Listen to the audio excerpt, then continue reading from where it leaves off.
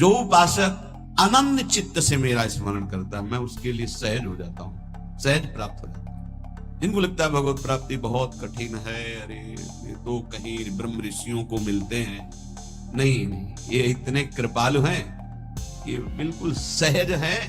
जो सहज हो जाए तो बहुत जल्दी मिल जाए। कहीं गाय चराने वाले को मिल जाते हैं, कहीं एकदम भोले भाले जिनको ज्ञान ही नहीं है उनको भी मिल जाते हैं। एक बहुत ही भोला नवयुवक था, अढ़ैया नाम था उसका। अढ़ाई कहते हैं 2.5 किलो को। पहला आहार उसका 2.5 किलो का ही है, आगे आप श्रद्धा रखें तो और प्लस हो सकता है। लेकिन वो मतलब घर में माता पिता पधार गए तो उसे कोई 2.5 किलो आटे की कौन रोटी बना के। थोड़ा जब उसके अंदर चेतना जागृत हुई तो जब कहीं ठौर नहीं मिलती तो संतों का आश्रम मिलता है। एक आश्रम में गए, उन्होंने कहा हमको नौकरी में रख लो, कोई सेवा में रख लो, तुम्हारा नाम क्या है? बोले अढ़ैया। बोले कोई नाम है? बोले गांव के लोग कहते हैं क्योंकि 2.5 किलो हम पाते हैं। तो 2.5 किलो? बोले तौल के 2.5 किलो आटे का जब हम रोटी पाते हैं तब हमारी बाल भोग होता है। आगे कोई श्रद्धा करे खीर पूरी, पर 2.5 किलो अन्न चाहिए। तो कहा यहाँ भंडारा है तो रोज 2.5 किलो क्या 5 किलो पावे, क्या सेवा कर सकता है? उनका जो आप सेवा बताएंगे सिखाएंगे वो हम कर लेंगे। उनका तुम गाय चराया करो, गाय।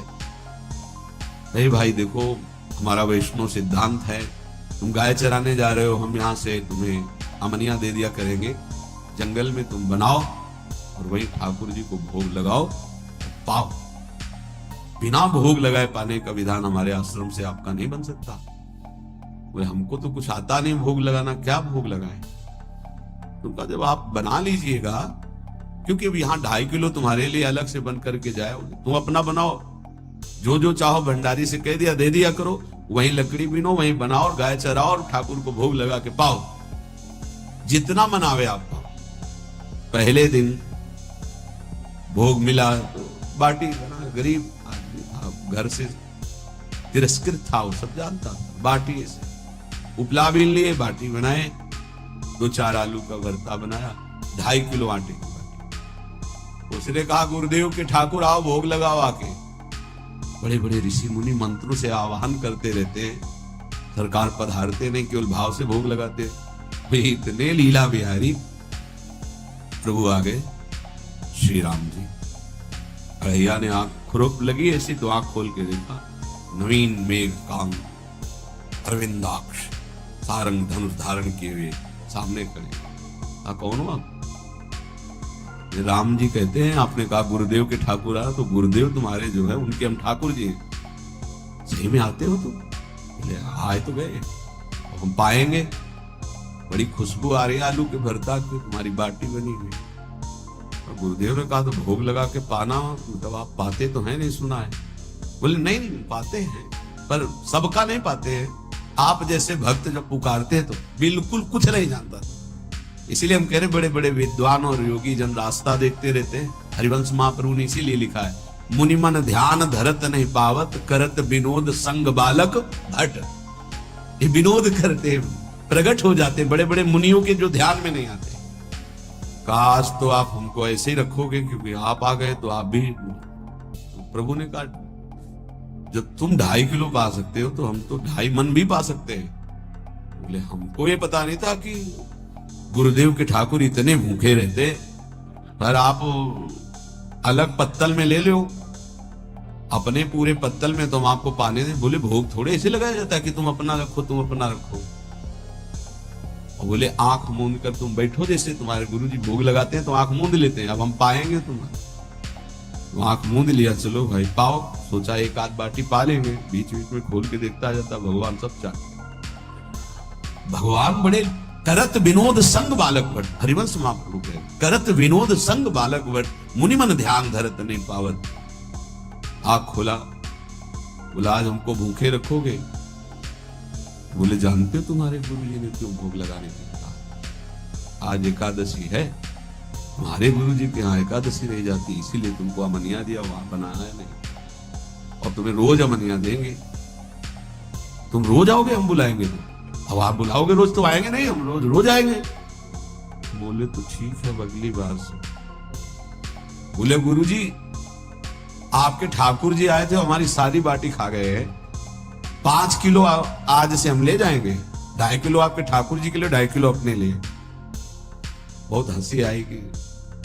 तो वहां कुंतलों का सब भंडारी का देखो, पूछने की जरूरत नहीं, जितना कह दे दो। 5 किलो के हिसाब से आटा के अनुसार भरता बनाने के लिए आलू वगैरह, सुबह से गाय लेके निकल जाता, जंगल में छोड़ दी, उपला मैंने आग लगाई, बनाया, तो गोले गोले रख करके, कोई समय तो लगता नहीं। आग पकी हो तो बहुत सुंदर बाटी बनती। बाटी बनाया, भुरता बना के, पत्तल बड़े बड़े जंगल के से। कहा गुरुदेव के ठाकुर पधारो। आंख खोल के देखा साथ में सिया जी। उसने कहा ये कौन है? बोले हमारी अर्धांगिनी। तो कल क्यों नहीं बताया था आपने कि अर्धांगिनी भी है? ये भी पाती है? बोले हमारे जैसा है। जानकी जी बैठ गए, राम जी बैठ गए, बड़ा सब कुछ में, पर जानकी जी इतनी करुणा वात्सल्य बरस रही थी कि कुछ बोल नहीं पाया, बस देखा, ऐसे कहा पाओ गुरुदेव के ठाकुर। प्रभु आराम से, सिया जो खूब स्वाद बखान करके था। वहां खोल कर देखता कि आज भी हम 2.5 किलो अपने लिए लाए थे, लेकिन ये दोनों पा गए। गुरुदेव 7.5 किलो। बोले क्यों? आपके ठाकुर की पत्नी भी है ना? कहा है तो दोनों आए थे। किसी को विश्वास नहीं हो रहा था। दे दो भाई, अरे गाय को खवाएगा, दे दो, कुछ करेगा, क्या कमी है? 7.5 किलो आटा। अब तो समय लगा, 3 बजे तक बाटी बन के तैयार हुई पत्तल में से। गुरुदेव के ठाकुर पधारो। बस उसको बुलाना होता था कि विनोदी प्रभु, साथ में लखन जी, राम जी, सिया जी, लखन। ये कौन है? बोले छोटे भाई। आपके भाई भी है? हाँ है। पहले परिवार में कितने लोग हुआ? पहले बता देते तो हम वो सब आ जाते हैं। लक्ष्मण जी से कहा बहुत सरल भगत है, नाराज मत होना, चुपचाप पाले। तीनों बैठे, बेचारा ऐसे ही रह गया। जब चले गए तो पत्तलों में जो किनका रहता था, एक अद्भुत आनंद। अगले दिन गया, बोले गुरुजी 10 किलो आटा चाहिए। 10 किलो क्यों? बोले आपके ठाकुर जी भी आते हैं, उनके ठाकुरायन भी आते हैं, उनके परिवार के भाई भी आते हैं, गोरे गोरे थे वो। कैसे, इसको कैसे अनुभव हो सकता है? सिया राम लखन जी का बहुत हट किया। 10 किलो आटा लिया, बनाया, 4 बज गए, रखा। मन में सोच रहा था आपकी संख्या ना बढ़ जाए। कहा गुरुदेव के ठाकुर पधारो। विशाल गदा भयंकर स्वरूप हनुमान जी महाराज। आंख खोला तो 3 स्वरूप में प्रभु खड़े हुए थे, सिया राम लखन, हनुमान जी चरणों में। पूछा ये कौन है? तो कहा ये हमारे प्रिय सेवक हैं हनुमान जी। एक बार आप अपने पूरे परिवार का, अपने सेवकों का वो आप परीक्षा बना कर दे, तो गुरु जी को दे देंगे जाके। हर बार एक बढ़ जाता है। तो भगवान मुस्कुराए, हनुमान जी इसका कुछ बोलना मत, बहुत निराला भगत है। बोले पाओ प्रभु। तो पहले सिया राम जी पाए, फिर जो प्रसाद लक्ष्मण जी पाए, फिर हनुमान जी पाए। हनुमान जी सब पूरा बहुत निर्मल भाव से बनाया हुआ, निर्मल भोला भक्त। अगली बार कहा गुरुदेव 5 किलो एक्स्ट्रा में रख दो, 1 नंबर बढ़ता जाता है।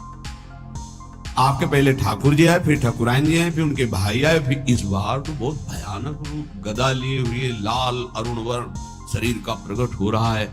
जिधर देखो कंचन वर्ण की कांति, मुख में अरुण वर्ण की कांति। हमने पूछा आपके ठाकुर जी से, तो उन्होंने कहा कि वो सेवक हैं। तो रोमांच हो रहा था कि क्या सही भगवान करुणा करके इसको दर्शन देते हैं। अब अगली बार अगर ये बात करेगा कि तो फिर अब हम इसकी परीक्षा लेंगे। ले गया एक्स्ट्रा बनाया सब। आओ गुरुदेव। अब तो पता था कोई आने वाला नहीं। गुरुदेव के ठाकुर 2 संख्या बढ़ गई। आंख खोल के देखा, कहा ये कौन है? तो कहा ये हमारे और भाई हैं, इनका नाम भरत है, इनका नाम शत्रुघ्न है। पहले महाराज बता देते ना कि आपके और भाई हैं, हमने कहा था, आपसे प्रार्थना की थी।